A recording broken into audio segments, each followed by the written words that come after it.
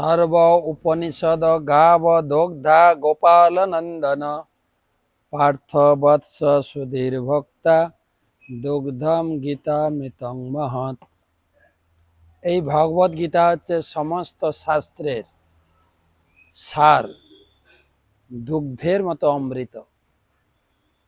কেবলমাত্র ভাগ্যবান ভাগ্যবতীরাই পান করতে সমর্থ। আজকের আলোচনা 39তম শ্লোক 39। আবৃতম জ্ঞান মেতেন জ্ঞানীন নিত্য বৈরিণা কামরূপেণ কৌন্তেয় দুষ্পুরেণানলেন চ।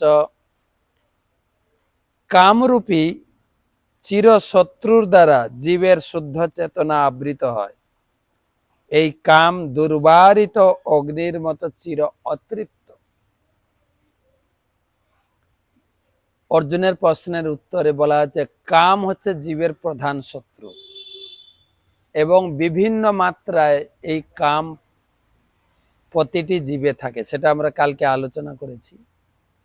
আজকের শ্লোকে ভগবান বলছেন এই কাম হচ্ছে চির অতৃপ্ত। অনেক সময় লোকে বলতে পারে আমরা যারা গৃহস্থ আমরা তো কাম উপভোগ করি, আমরা শান্ত। সন্ন্যাসী ব্রহ্মচারী বানপ্রস্থী এরা কাম উপভোগ করে না, তারাই অবৈধভাবে কাম উপভোগ। এখানে ভগবান বলছে না, কাম উপভোগ করলে কাম শান্ত হয় না।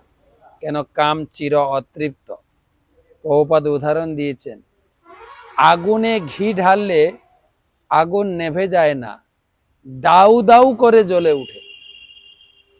ঠিক সেই রকম কাম উপভোগের ইচ্ছাটা বেড়ে যায়,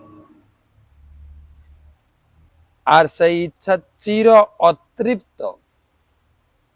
যে আমি আমার খুব চিত্ত চঞ্চল হচ্ছে, কাম উপভোগ করলে চিত্ত শান্ত হয়ে যাবে না, অতৃপ্ত, চির অতৃপ্ত, চির অতৃপ্ত।